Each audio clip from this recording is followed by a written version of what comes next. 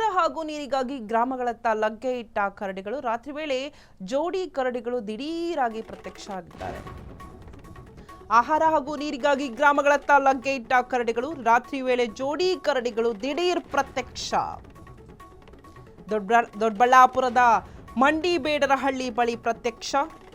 ಕುಡಿಯಲು ನೀರಿಲ್ಲದೆ ನಾಡಿನತ್ತ ಮುಖ ಮಾಡಿದ ಕರಡಿಗಳು. ಕಾರಿನ ಹೆಡ್ಲೈಟ್ ಬೆಳಕಿನಲ್ಲಿ ಓಡಿ ಹೋದ ಕರಡಿಗಳು. ಜೋಡಿ ಕರಡಿಗಳ ದೃಶ್ಯ ಮೊಬೈಲ್ನಲ್ಲಿ ಸೆರೆ.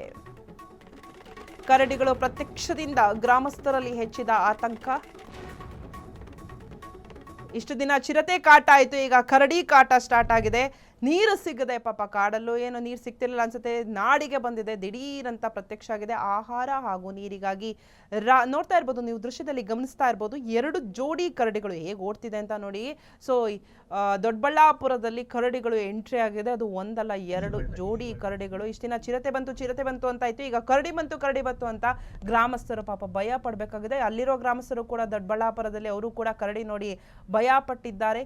ನೀರು ಆಹಾರ ಸಿಗದೆ ನಾಡಿಗೆ ಎಂಟ್ರಿ ಕೊಟ್ಟಿದೆ ಕರಡಿಗಳು. ಇಲ್ಲೂ ಕೂಡ ಆಹಾರ ನೀರು ಸಿಗುತ್ತೆ ಅನ್ನುವಂಥದ್ದೇನೋ ಇರಬಹುದೇನೋ ಗೊತ್ತಿಲ್ಲ. ಬಟ್ ಮಧ್ಯರಾತ್ರಿ ನೀವು ನೋಡ್ತಾ ಇರ್ಬೋದು ದೃಶ್ಯದಲ್ಲಿ ಹೇಗೆ ಓಡೋಗ್ತಾ ಇದೆ ಕರಡಿಗಳು ಅಂತ ಹೇಳಿ. ಜೋಡಿ ಕರಡಿಗಳು ಏನಾದರೂ ಅನಾಹುತ ಮಾಡಬಹುದು ಅನ್ನುವಂತಹ ಕಾರಣಕ್ಕೆ ಅಲ್ಲಿರುವ ಗ್ರಾಮಸ್ಥರು ಭಯಭೀತರಾಗಿದ್ದಾರೆ.